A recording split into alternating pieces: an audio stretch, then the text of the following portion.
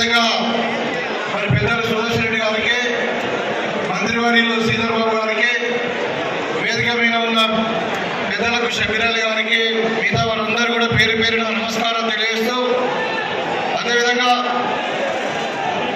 Nizamabad parliament నుండి ముఖ్యంగా Jagtial and Korutla పాల్గొండ నియోజకవర్గం నుండి వచ్చినటువంటి కాంగ్రెస్ శ్రేణులకు, పత్రికా విలేకరులకు కూడా నమస్కారం తెలియజేస్తా ఉన్నాం. గతంలో ఏ ఎన్నికైనా కానీ మరి ప్రజా సమస్యల మీద జరుగుతుండే. ఈరోజు స్వయాన రాముడు ఎక్కడ ఉండాలా? గుళ్ళో ఉండాలా? భర్త ఎక్కడ ఉండాలా? గుండెలో ఉండాలా? కానీ మన బీజేపీ వాళ్ళు రాముడిని రోడ్డు మీద తీసుకొచ్చి అడ్డం పెట్టుకొని అక్షంతల పేరు మీద ఓట్లాడుతున్నటువంటి దురదృష్టకరం. ఒకవైపు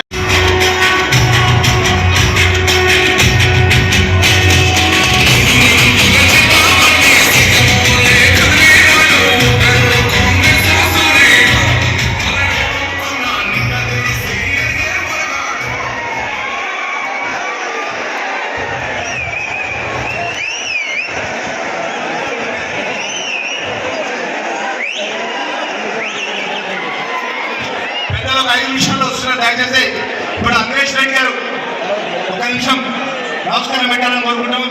ప్లీజ్ ప్రతి ఒక్కరిని కూడా పేరు పేరున పెట్టుకుంటూ ముగిస్తా ఉన్నాను. మిత్రులు, పెద్దలు చెన్నమనేని శ్రీనివాస్ గారు ఒక నిమిషం నమస్కారం పెట్టాలి. పెద్దలు జీవన్ రెడ్డి గారి గెలుపు కోసం వారు కాంగ్రెస్ పార్టీ చేసినటువంటి శ్రీనివాసరావు గారు ఒక నిమిషం. తర్వాత మా సోమన్న ఒక పాట ఊరుతుంది ఊగేయాలని చెప్పేసి మా సోమనను వారి యొక్క జానపద బృందాన్ని ఊరుతున్నా. ఇప్పుడు మా శ్రీనివాసరావు గారు ఒక నిమిషం నమస్కారం పెట్టి, ఎందుకంటే వారు పెద్దలు మా జీవన్ రెడ్డి గారి గెలుపు కోసం వారు మన ఇండిపెండెంట్గా పోటీ చేసిన తర్వాత ఒక్క నిమిషం శ్రీనివాసరావు గారు మాట్లాడినాక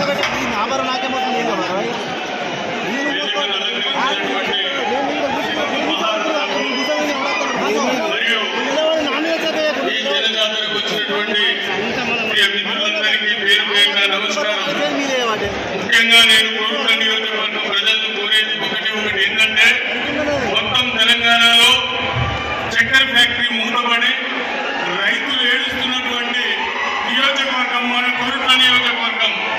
ఆ బాధ తీర్చినటువంటిది మన జీవన్ రెడ్డి గారు, మన శ్రీధర్ బాబు గారు, ఈ కాంగ్రెస్ పార్టీ. అదేవిధంగా మన కోరుట్ల నియోజకవర్గం నుండి అత్యధికంగా కలుపు వలసలున్నటువంటి నియోజకవర్గం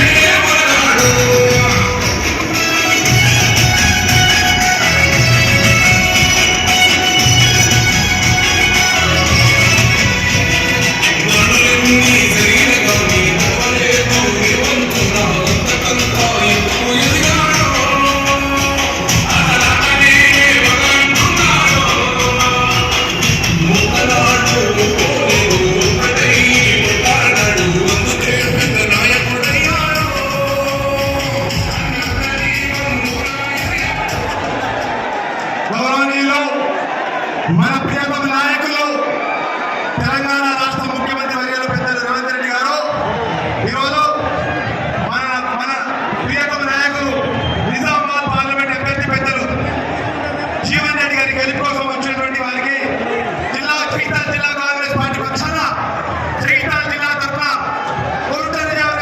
పెద్ద ఎత్తున కరపత్రాలతో తప్పలతో స్వాగతం పలకాలని కూడా పేరు పేరున కాంగ్రెస్ పార్టీ శ్రేణులందరూ కూడా మనవి చేస్తున్నాం. ఇప్పుడు మిత్రుడు Congress party working president Mahesh Kumar Goud గారిని 2 నిమిషాలు మాట్లాడాల్సింది కోరుతున్నాను. దయచేసి మహేష్ కుమార్ గౌడ్ గారిని 2 నిమిషాలు మాట్లాడాల్సిన మనవి చేస్తున్నాం.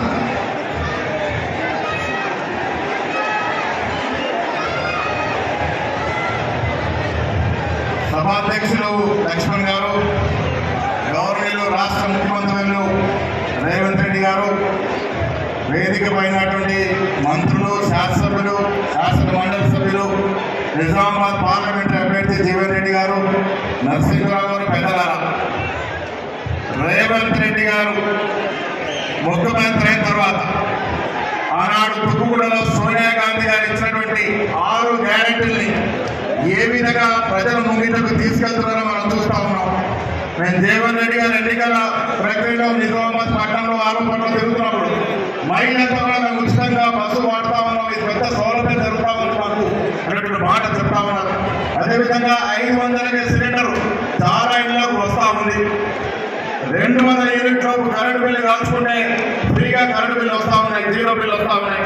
ఈనాడు నిజామాబాద్ పార్లమెంట్ నియోజకవర్గంలో పెద్దలు జీవన్ రెడ్డి గారు అపారమైనటువంటి 45 ఏళ్ల రాజకీయ జీవితం చరిత్ర కలిగిన వ్యక్తి. 45 ఏళ్ల రాజకీయ జీవితంలో ఏ మచ్చ లేకుండా ఇంత దూరం ప్రజలతో మమేకమై అనునిత్యం ప్రజలతో ఉంటూ ఇన్ని రోజులు రాజకీయాలు చేశారంటే వారికి ఈనాడు పార్లమెంట్ అభ్యర్థులు ఎవరు కూడా సాటి రారనే మాట చెప్తా ఉన్నారు. జీవన్ రెడ్డి గారు కాంగ్రెస్ పార్టీ తరఫున సోనియా గాంధీ గారు, రాహుల్ గాంధీ గారు, రేవంత్ రెడ్డి గారు పోటీ చేయాలని కోరినప్పుడు మేమంతా కూడా సంతోషపడ్డాం.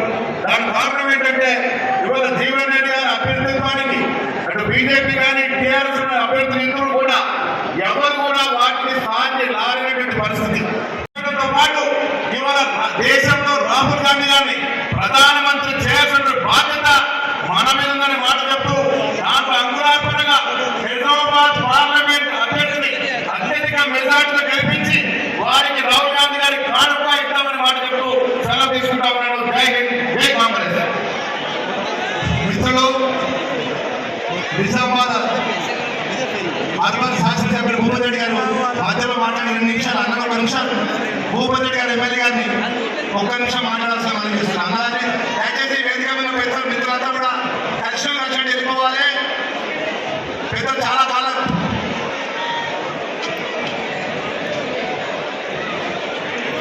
ఈనాటి పార్లమెంట్ ఎన్నికల సందర్భంగా మన నిజామాబాద్ పార్లమెంట్ జనరల్ జాతర ప్రోగ్రాంకు ముఖ్య అతిథిగా వచ్చేసినటువంటి మన ప్రియతమ నాయకుడు రేవంత్ రెడ్డి గారికి, వేదిక మీద ఉన్న పెద్దలు, మంత్రివర్యులందరికీ, ముఖ్య నాయకులందరికీ పేరు పేరు నమస్కారాలు తెలియజేస్తూ, మరి ఈరోజు 10 సంవత్సరాల నుండి ఈ దేశాన్ని పీడిస్తున్నటువంటి ఈ మోడీ గారిని గద్దెదించడం మరి ఎంతైనా అవసరం ఉంది. మరి దేశం కొరకు త్యాగం చేసినటువంటి కాంగ్రెస్ పార్టీని మనము మరి మన ఇందిరాగాంధీ గారి మనమడు రాహుల్ గాంధీ గారిని ప్రధానమంత్రిగా చేసుకోవాల్సిన అవసరం ఉంది. ఈరోజు మరి సిద్ధాంతపరంగా మరి గెలుపు గురించి ఇక్కడికి విచ్చేసిన గౌరవనీయులు మన రాష్ట్ర ముఖ్యమంత్రి రేవంత్ రెడ్డి గారికి, అదేవిధంగా నిజామాబాద్ పార్లమెంటు ఎన్నికల ఇన్ఛార్జ్ పెద్దలు మాజీ మంత్రివర్యులు సుదర్శన్ రెడ్డి గారికి, జిల్లా కాంగ్రెస్ అధ్యక్షులు సోదరులు లక్ష్మణ్ కుమార్ గారు, అదేవిధంగా పెద్దలు నరసింహరావు గారు, మరి సహచర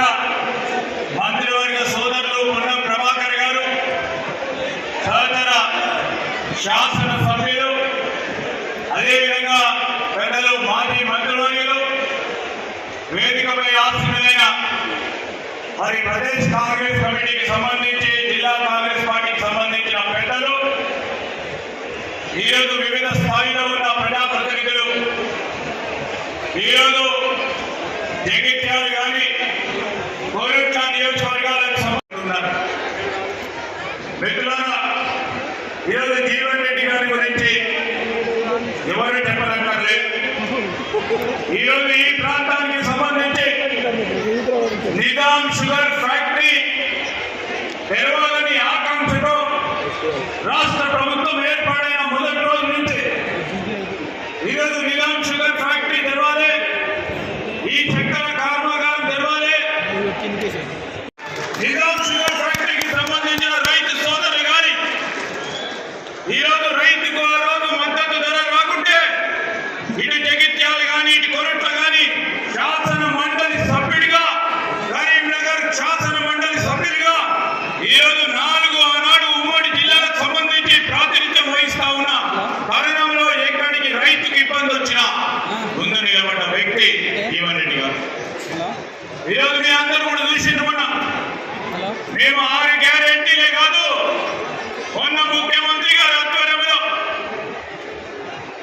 జీవన్ రెడ్డి గారు ఇంకో గ్యారెంటీ ఇవ్వాలని ఈరోజు ఈరోజు ప్రవాస భారతీయులకు సంబంధించి ప్రత్యేకంగా మన ప్రాంతంలో ఉన్న ఎన్ఆర్ఐ కుటుంబ సభ్యులకు అండగా నిలబడాలని ఎన్ఆర్ఐ గ్యారెంటీని ఉన్న కాంగ్రెస్ పార్టీ ప్రభుత్వ పరంగా ముఖ్యమంత్రి గారు అనౌన్స్ చేయడం జరిగింది. మిత్రులారా, అనేక విషయాలు ఉన్నాయి. ఈ ఆశీర్వాదం కోరడానికి, మీ అందరి అభిమానాన్ని కోరడానికి అవకాశం వచ్చింది. ఇంకో ప్రక్కన ఉన్న బీజేపీకి సంబంధించిన అభ్యర్థి మీరు ఒకసారి అవకాశం ఇచ్చింది. టీఆర్ఎస్ పార్టీకి సంబంధించిన అభ్యర్థికి ఈరోజు వారికే గతి లేదు. మీరందరూ కూడా ఆలోచన చేసి ఒక్కసారి జీవన్ రెడ్డి గారికి అవకాశం ఇచ్చి, మనం జీవన్ రెడ్డి గారిని ఈ ప్రాంతవాసి, మన కరీంనగర్ జిల్లా, ఉమ్మడి కరీంనగర్ జిల్లా, నిజామాబాద్ జిల్లా వాసిగా ఈరోజు మన మధ్యలో ఉన్న జీవన్ రెడ్డి గారిని కొరుట్ట జగిత్యాల నుంచి కనీసం 1,00,000 మెజారిటీ ఇచ్చి వారిని ఆశీర్వదించమని కోర్టు సెలవు తీసుకున్న జై కాంగ్రెస్. గౌరవనీయులు మాజీ మంత్రివర్యులు, గౌరవ బోధన శాసనసభ్యులు, నిజామాబాద్ పార్లమెంట్ ఇన్ఛార్జి పెద్దలు జీవన్ రెడ్డి గారి గెలుపు కోసం రాష్ట్ర ముఖ్యమంత్రి గారి నేతృత్వంలో వారు ముందు నడుస్తున్న సరే వారు మాట్లాడాల్సిన కూడా మనం చేస్తున్నాం. సభాధ్యక్షులు ప్రెసిడెంట్ గారికి, ఇప్పుడే వచ్చేసిన మన ముఖ్యమంత్రి గారికి, శ్రీధర్ బాబు గారికి, పొన్నం ప్రభాకర్ గారికి, వేదికని అలంకరించిన పెద్దలకి, ఇక్కడ చేసిన నా కాంగ్రెస్ సోదరులకు, నా కాంగ్రెస్ సోదరులకు, ప్రజలకు అందరికీ నమస్కారం. మరి శ్రీధర్ బాబు గారు చక్కగా చెప్పారు.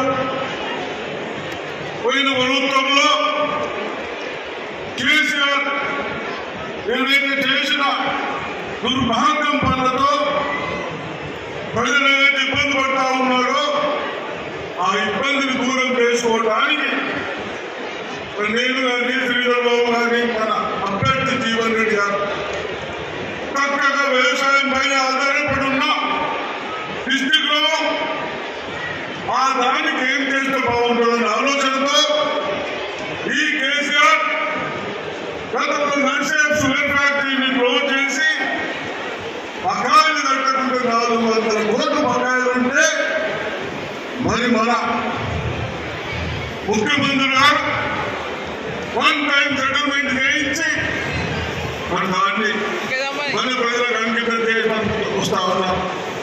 కాబట్టి నేను ఎక్కువ మాట్లాడకుండా తప్పనిసరిగా షుగర్ ఫ్యాక్టరీ వస్తుంది. అదేవిధంగా నేను ఇరిగేషన్ మినిస్టర్గా ఉన్నప్పుడు ఈ కొరట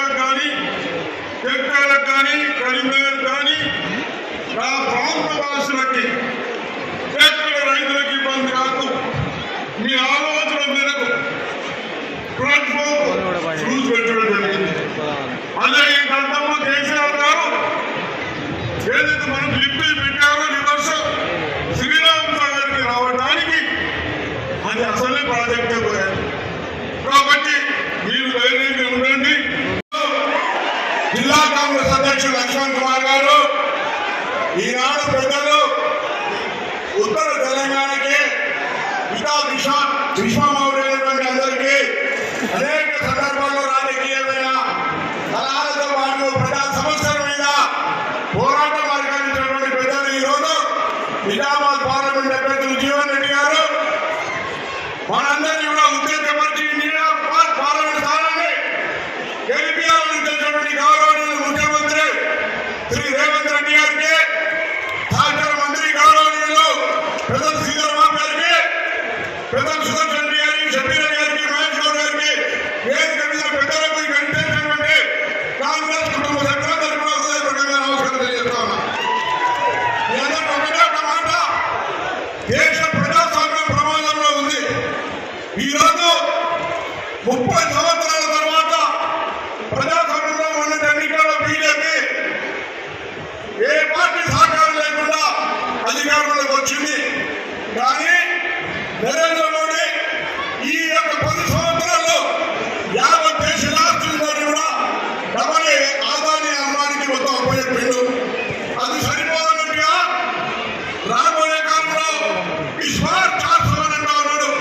400 అనగానే చాలా మంది మేధావులు చదువుకున్న వాళ్ళు ఆలోచన వచ్చింది. ఎందుకు ఇంత పెద్ద మెజార్టీ ఇచ్చిన తర్వాత కూడా 400 సీట్లు కావాలని అడుగుతా ఉన్నాడని ఆలోచన వచ్చింది. అంటే 400 సీట్లు వస్తే రాజ్యాంగాన్ని మార్చి ప్రజాస్వామ్యాన్ని కూలగొట్టి ఏకఛత్రాధిపత్యం చేయాలి. అదేవిధంగా ఈ దేశంలో ఎస్సీ ఎస్టీ బీసీలకు ఉన్నటువంటి రిజర్వేషన్ తొలగించాలనేటువంటి ఒక కుట్ర చేస్తామని నరేంద్ర మోడీ ఆ అభ్యర్థి అరవింద్కు తగిన గుణపాఠం చెప్పాలని సందర్భంగా కోరుతా ఉన్నాను. ఒకవేళ కానట్లయితే ఆర్ఎస్ఎస్ భగవత్ రిజర్వేషన్ లేని భారతదేశాన్ని చూస్తా అన్నాడు. ఆనాడు మండల కమిషన్ వస్తే కమాండర్ పేరు మీద రిజర్వేషన్ల ప్రక్రియ ఆపారు. మొన్నటికి మొన్న రాహుల్ గాంధీ గారు పిల్లగారు సరిగ్గా కేంద్ర ప్రభుత్వం తరఫున సుప్రీంకోర్టులో అఫిడవిట్ చేసినారు. దయచేసి ప్రజలు అప్రమత్తం కాకపోతే మనకు రాజ్యాంగానికి వచ్చినటువంటి ఎస్సీ ఎస్టీ బీసీ రిజర్వేషన్ తొలగిస్తారు. రిజర్వేషన్ ఉండాలనుకుంటే కాంగ్రెస్ పార్టీని గెలిపించండి తప్ప ఇంకొకటి లేదు. ఒక్క బీజేపీ గెలిపించా, ఈ తెలంగాణకి ఒక్క బీజేపీ గెలిచినా అది మొత్తం సమాజానికి ప్రజాస్వామ్యానికి ప్రమాదం. దయచేసి అందరూ ఆలోచించాల్సిందిగా కోరుతూ ఈరోజు ఆ కళ్యాణం కట్టుకొని రేవంత్ రెడ్డి గారు వారి నాయకత్వంలో తెలంగాణ ప్రభుత్వం ఇప్పటికే గుణగల సర్వే చేస్తూ ఉంది. కొత్తగా అనేక బలహీనాలు కల్పించి కార్పొరేషన్ ఏర్పాటు చేసింది. వారి అభ్యున్నతి వరకు ప్రభుత్వం కృషి చేస్తుంది. ఇది కావాలా మనం అదే నియంత్రణ కింద లీడర్షిప్ కింద పనిచేద్దామా ఒక్కసారి ఆలోచన చేయాలని కోరుతూ పెద్దలు జీవన్ రెడ్డి గారిని వారి అనుభవం వారి ఆలోచన పార్లమెంట్ గెలిపించాలని కోరుతూ అందరికీ నమస్కారం చెప్తూ సెలవు తీసుకుంటాను.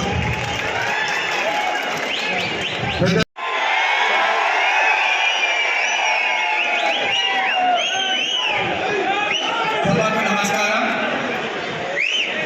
వేదిక మీద ఉన్న మన ప్రియతమ నాయకులు, నేను కొరుట్ట నియోజకవర్గానికి వచ్చినప్పుడు చెప్పిన వారి పాదయాత్రలో రాబోయే కాలానికి కాబోయే ముఖ్యమంత్రి అయిన మన ముఖ్యమంత్రి గారికి, అదేవిధంగా సభాధ్యక్షులు లక్ష్మణ్ కుమార్ గారికి, పార్లమెంట్ సభ్యులు మనం అనుకున్నాం సభ్యులైనట్టుగా మరి అభ్యర్థి జీవన్ రెడ్డి గారికి, మరి రవాణా శాఖ మంత్రులు పొన్నం ప్రభాకర్ గారికి, ఐటీ ఇండస్ట్రీ శాఖ మంత్రులు పెద్దలు శ్రీధర్ బాబు గారికి, అదేవిధంగా మన శాసనసభ్యులు మన ఆది శ్రీనివాస్ గారికి, అదేవిధంగా ఎమ్మెల్యే భూపతి రెడ్డి గారికి, మరి మన మాజీ మంత్రులు షబీర్ గారికి, మా మహేష్ కుమార్ గౌడ్ గారికి వర్కింగ్ ప్రెసిడెంట్, అదేవిధంగా ఎర్రవల్లి అనిల్ గారికి, మోహన్ రెడ్డి గారికి, కాయల్ గారికి, మరి అదేవిధంగా ఈరోజు మన బీజేపీలో జాయిన్ అయిన దేవేందర్ గారికి, వేదిక మీద ఉన్న పేరు పేరున ప్రతి ఒక్కరికి కూడా అన్వేషణ గారికి, అందరి మిత్రులకు మరి కొరుట్ల నుంచి జగిత్యాల నుంచి ఊహించని విధంగా వచ్చేసిన జనవాహినికి అందరికీ నమస్కారం సార్. ఈరోజు దాదాపు ఇక్కడ 15,000 మహిళలు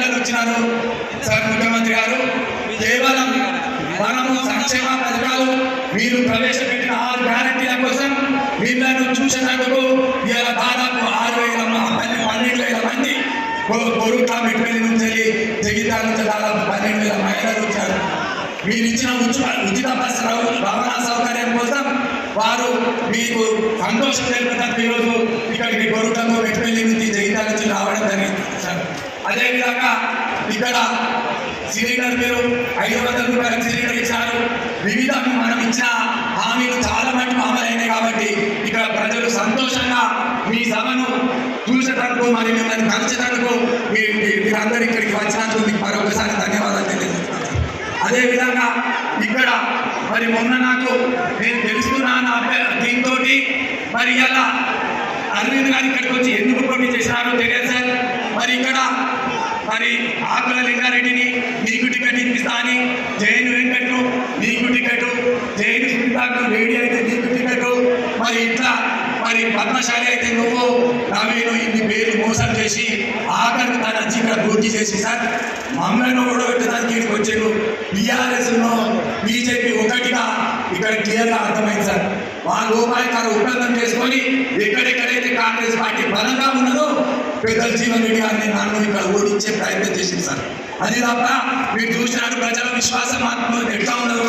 అధికారం లేకున్నా కూడా గత 10 సంవత్సరాల నుంచి మరి మా కార్యకర్తలు పోలీసులు కేసులు పెట్టినా ఎన్ని పెట్టినా కూడా మన పార్టీకి అండగా ఉన్నారు సార్. మీరు పాదయాత్ర చేసినప్పుడు కూడా వాళ్ళందరికీ సార్ ఇక్కడ చేసిన అభివృద్ధి కార్యక్రమాలంటే ఈ ఉమ్మడి కరీంనగర్ జిల్లాలో ఆనాడు పెద్దలు మా శ్రీధర్ బాబు గారు, మన పార్లమెంట్ సభ్యులు, మా అప్పటి పార్లమెంట్ సభ్యులు పున్నం ప్రభాకర్ గారు ఉన్నారు సార్, పెద్దలు జీవన్ రెడ్డి గారు, రత్నాకరరావు గారు అభివృద్ధి కోసం కూడా పని చేసినారు సార్. ఒక డివిజన్లో 2 మాత్రం ఉంటే ఇవాళ మా ఎమ్మెల్యే ఇక్కడ అభివృద్ధి వదిలేసి సంపాదన మీద పోటీ పడుతున్నారు సార్.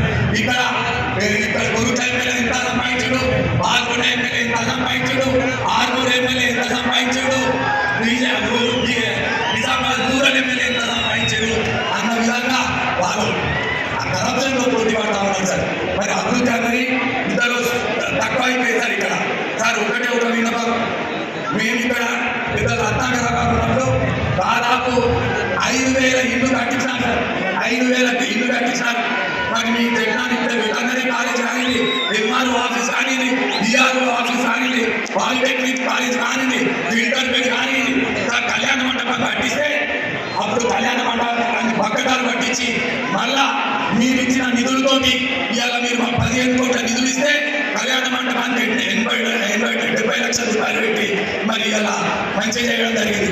అదేవిధంగా మరి షాదీఖానకు 37 లక్షల షాదీఖానానికి ఇచ్చాం సార్. 10 సంవత్సరాల నుంచి మరి ఇక్కడ ఎలాంటి అభివృద్ధి కాలేదు. ఇవాళ మీరు ఇచ్చిన నిధులు, మీరు ఇచ్చిన 15 కోట్ల నిధులతోటే కానీ ఇక్కడ మొత్తం మందికి ఇవాళ గ్రామాల్లో మీరు ఇచ్చిన నిధులు మేము గ్రామాల రోడ్లకు, సీసీ రోడ్లకు కానీ, సంఘ భవనాలకు కానీ, మరి డ్రైన్లకు కానీ పెడితే ఇవాళ కార్యకర్తలు కానీ గ్రామాల్లో అందరూ కూడా మన ప్రజాపాలన మీద సంతోషం వ్యక్తం చేసినారు సార్.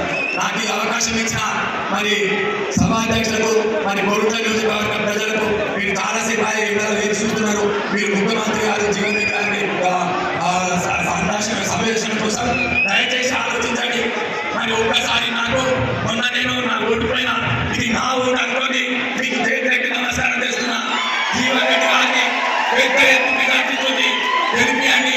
మనము మీరు ఎంత మెజార్టీ ఇస్తే మన ముఖ్యమంత్రి గారు మనకు అంతా నిధులు ఇస్తారు. మన ముఖ్యమంత్రి గారు మన పార్టీ మీద కానీ, మన మీద కానీ ప్రేమ చూస్తారు. పనిచేసే వాళ్ళకు తప్పకుండా ప్రథమ స్థానం ఇస్తారు. మరి మీ అందరికీ చేతులెత్తి నమస్కారం చేస్తూ మరి జీవన్ రెడ్డి గారి గురించి పెద్దలందరూ చెప్పినారు. మన ప్రాంతవాసి మనం ఒక అవకాశం ఏంటి, ఇక్కడ జీవన్ రెడ్డి గారు గెలిస్తే మేము కూడా ఎమ్మెల్యే అయినట్లు భావిస్తాము. అయినా మాకు ఇప్పుడు ఎమ్మెల్యే కదా పదవి లేదు, మాకు జీతాలు లేవు, మాకు ఇక్కడ లేకుండా కానీ మాకు ఒక స్థానం కల్పించిన మా ముఖ్యమంత్రి గారికి సభాముఖంగా మేము చేతులెత్తి నమస్కారం చేస్తున్నాం. మా ముఖ్యమంత్రి గారు మేము ప్రజల మధ్యకు మీరు వచ్చిన తర్వాత మరింత దగ్గరైనా మరి పెద్ద ఎత్తున మీకు మెజార్టీ ఇస్తామని హామీతో ముఖ్యమంత్రి గారికి మరొకసారి ధన్యవాదాలు తెలియజేస్తున్నాను. పెద్దలు మాట్లాడే ముందు ఒక గౌరవనీయులు మాజీ శాసనసభ్యులు, రాష్ట్ర కమ్యూనిస్ట్ కార్యదర్శి, సిపిఐ కార్యదర్శి గారు చాడ వెంకటరెడ్డి గారు గౌరవనీయులు మాట్లాడాల్సిన అందజేస్తుంది.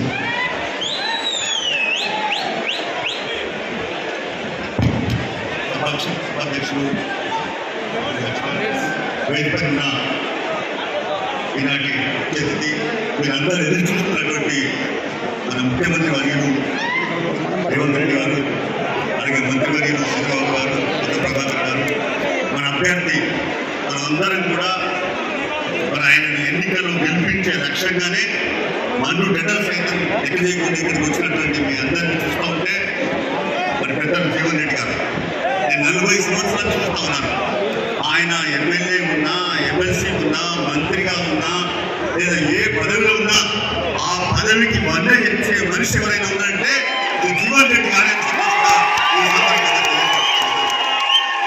అలాగే వెళ్ళిపోయినటువంటి అనేక మంది శాసనసభ్యులు, కాంగ్రెస్ పార్టీ నాయకులు, సిపిఐ నాయకులు, సోదరులారా, సోదరిమణులారా, నేను ఎక్కువగా చెప్పాలని రాలేదు. ప్రధానంగా ఇవాళ దేశవ్యాప్తంగా ఎన్నికలు జరుగుతూ ఉన్నాయి. ఈ ఎన్నికలు మరి ఇప్పటికే మన ప్రజాస్వామ్యం 10 ఏళ్ళ నుంచే ప్రమాదంలో పడ్డది. అసలు ప్రజాస్వామ్యం ఈ ఎన్నికల్లో ఎవరికి గెలిపి ఉంటుంది, ఎవరికి గెలిపి ఉంటుంది అనేది ఒక పెద్ద ప్రశ్న మన ముందున్నది.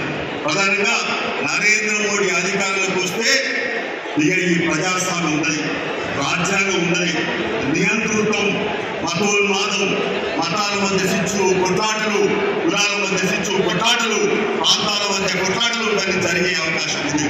ప్రశ్నించే గొంతుకలను నొక్కేసి రాజద్రోహం కేసు పెట్టి జైల్లో పెట్టే దుర్మార్గమైన ప్రభుత్వం నరేంద్ర మోడీ ప్రభుత్వం అనే విషయాన్ని మనం గుర్తించుకోవాలి. అలాగే మనం చూస్తూ ఉన్నాం, ఈ మధ్యలో జార్ఖండ్ ముఖ్యమంత్రి చేశారు, అలాగే మరి కేజ్రీవాల్ ఢిల్లీ ముఖ్యమంత్రి చేశారు, మన రేవంత్ కూడా నోటీసు పంపించారు. అయితే రేవంత్ రెడ్డి గారు దేనికి భయపడేవాడు గారు. గతంలో కూడా మరి కేసీఆర్ కూడా అనేక పద్ధతులను కేసీఆర్ని ఇంటించి జైల్లో పెట్టినా నేను ఎవరికి బెదరను, ఎవరికి అన్నడని చెప్పి ధైర్యంగా ఉండి మరి ఎదిరించి, అలాగే నరేంద్ర మోడీ నాయకత్వాన్ని కూడా తప్పనిసరి ఎదిరిస్తాడు. అటు మోడీని, ఇటు కేసీఆర్ను ఇద్దరిని పొందబెట్టడమే రేవంత్ రెడ్డి గారు ప్రధానంగా నేను రానున్న కాలంలో అడుగులు వేస్తున్నాడని చెప్పి కూడా ఈ సందర్భంగా తెలియపరుస్తా ఉన్నాను. అందుకే మనమంతా ఆలోచించాలి. జీవన్ రెడ్డి గారు పంపిస్తే పెద్దల సభలో తప్పనిసరిగా రైతు బిడ్డగా ఈ ప్రాంతంలో మరి నిజాం షుగర్ ఫ్యాక్టరీ, ముద్దెపట్టి షుగర్ ఫ్యాక్టరీని ఓపెన్ చేయడానికి ప్రయత్నిస్తున్నాడు. అంతేకాదు ఈ ప్రాంతంలో ప్రధానంగా పీడీ పరిశ్రమ ఉన్నది. పీడీ పరిశ్రమలో అనేక సంక్షోభాలు ఉన్నది. దాన్ని కాపాడే కొరకు అలాగే ఈ ప్రాంతం మనందరం చూస్తా ఉన్నాం. 10 సంవత్సరాలుగా పక్కా ఇల్లు లేవు, డబుల్ బెడ్రూమ్ పెడుతూ నాటకాలు ఆడినారు, ఇళ్ల స్థలాలు లేవు, పేదలకు కావాల్సిన రేషన్ కార్డు లేవు. ఇప్పుడు రేవంత్ రెడ్డి గారు 6 గ్యారెంటీల పేరుతో ఇప్పటికీ అనేక పథకాలు అమలు చేస్తా ఉన్నాడు. ఇంకా మాట తప్పని వాడు, మొడ తిప్పని వాడు, మాట ఇస్తే తప్పని వాడు రేవంత్ రెడ్డి గారు అనే విషయాన్ని మీరందరూ కూడా అర్థం చేసుకుని రానున్న కాలంలో జీవన్ రెడ్డి గెలుపంటే అది రేవంత్ రెడ్డి గెలుపు, జీవన్ రెడ్డి గెలుపంటే మనందరి గెలుపు. అందుకనే సిపిఐ పార్టీ కూడా సంపూర్ణంగా జీవన్ రెడ్డి గారిని గెలిపించడానికి మా వంతు కృషి చేస్తాం. తప్పనిసరిగా అన్ని రకాలు కూడా మనం ఇస్తామని చెప్పి తెలియపరుస్తూ ఈ అవకాశం ఇచ్చిన మీ అందరికీ నమస్కారం సెలవు తీసుకుంటాం.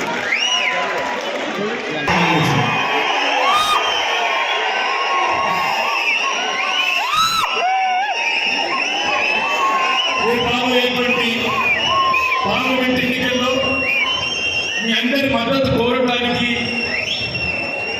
ఈ సమావేశాన్ని నిర్వహింపచేసి ఈరోజు ప్రత్యేకంగా మన రాష్ట్ర ముఖ్యమంత్రి వర్యులు, గౌరవ ప్రదేశ్ కాంగ్రెస్ అధ్యక్షులు పెద్ద రేవంత్ రెడ్డి గారు ఏదైతుందో వారు స్వయంగా ఈ సమావేశానికి రావడం వారికి నేను హృదయపూర్వకంగా నమస్కారం చెబుతున్నాను. సమావేశంలో పాల్పంచుకుంటున్నటువంటి ఇతర మిత్రులు, గౌరవ మంత్రివర్యులు మిత్రులు శ్రీధర్ బాబు గారు, గౌరవ మంత్రివర్యులు మిత్రులు పొన్న ప్రభాకర్ గారు, గౌరవ మాజీ మంత్రివర్యులు ప్రస్తుత మైనార్టీ వెల్ఫేర్ నేను బాధ్యత నిర్వహిస్తున్న షబీర్ అలీ గారు, గౌరవ కార్యనిర్వాహక అధ్యక్షులు ప్రదేశ్ కాంగ్రెస్ మహేష్ కుమార్ గౌడ్ గారు, జిల్లా కాంగ్రెస్ అధ్యక్షుడు సోదరుడు అడ్డూరి లక్ష్మణ్ కుమార్ గారు, ఈ ప్రాంతానికి గుంటలో గతంలో ప్రాతినిధ్యం వహించి పెద్దానికి ఒక ప్రత్యేక గుర్తింపు తెచ్చుకున్నటువంటి పెద్ద రత్నాకరావు గారు ధన్యుడైనటువంటి మిత్రులు జివ్వాడి నరసింహరావు గారు, అట్లాగే వేదికను అలంకరించిన వివిధ హోదాలో ఉన్న కాంగ్రెస్ పార్టీ నాయకులు, ప్రతినిధులు, ముఖ్యంగా జగిత్యాల, రెడ్డెల్లి, కోరుట్ల వివిధ ప్రాంతాల నుండి తరలి వచ్చినటువంటి రైతాంగం, రైతు కూలీలు, కాంగ్రెస్ కార్యకర్తలు, అభిమానులు, మా తల్లులు, ఆడబిడ్డలు అందరికీ హృదయపూర్వకంగా నమస్కారం చెప్తూ, వాస్తవంగా నా గురించి నేను ప్రత్యేకంగా మీకు తెలియని కాదు. నా సుదీర్ఘ ప్రజా జీవితం దాదాపు 4 దశాబ్దాల క్రితం పంచాయతీ సమితి అధ్యక్షుడు ఆరంభింపబడి శాసనసభ్యుడిగా, మంత్రిగా, కొన్ని శాసనమండలి సభ్యుడిగా పట్టభద్రుల నియోజకవర్గానికి నాకు ఎన్నికల్లో గెలిచిన ఆశించిన ఫలితం పొందలేకున్నప్పటికీ కూడా ప్రజానీకానికి అందుబాటులో ఉండి సేవ చేయడమే నా బాధ్యత భావించేటువంటి నేను చెప్పాను. మరి ఈ ప్రాంతంలో రైతాంగాన్ని ఎప్పుడు ఏ సమస్య వచ్చినా కానీ చెప్పండి అందుబాటులో ఉండేటువంటి వ్యక్తిని నేను చెప్పండి. రైతాంగానికి ప్రాజెక్టుల ద్వారా సాగునీరే కానీ, కరెంటే కానీ, ధాన్యం సేకరణ, రైస్ మిల్లుల దోపిడీ నుండి నిలువరింప చేయడమే కానీ, ఏ సమస్య ఉత్పన్నమైనా అండగా నిలబడేవాడు ఎవరు అని చెప్పంటే జీవన్ రెడ్డి అని చెప్పి చెప్పక తప్పదని చెప్పండి. ఉన్నటి శాతాల ఎన్నికల్లో ఆశించిన ఫలితం పొందలేని పరిస్థితుల్లో కాంగ్రెస్ పార్టీ అధిష్టానం పిత రేవంత్ రెడ్డి గారు, గౌరవ ముఖ్యమంత్రి గారు నా సేవలు ఎన్నిస్తుందో కాంగ్రెస్ పార్టీ బలోపేతం కొరకు ప్రజా సేవకు వినియోగం చేయాలనే భావనతో పార్లమెంట్ పోటీ చేయాలని చెప్పని వారు సూచించినప్పుడు వాస్తవంగా వారు కరీంనగర్ పార్లమెంట్ కి పోటీ చేయాలని చెప్పని భావించింది. నేను చెప్పాను, నా ప్రజా జీవితంలో రాజకీయ జన్మనిచ్చింది జగిత్యాల నియోజకవర్గం, జగిత్యాల శాసనసభ నియోజకవర్గం. గతంలో కరీంనగర్ పార్లమెంట్ నియోజకవర్గంలో ఉన్నప్పుడు అప్పుడు కరీంనగర్ పోటీ చేసిన మాట వాస్తవం.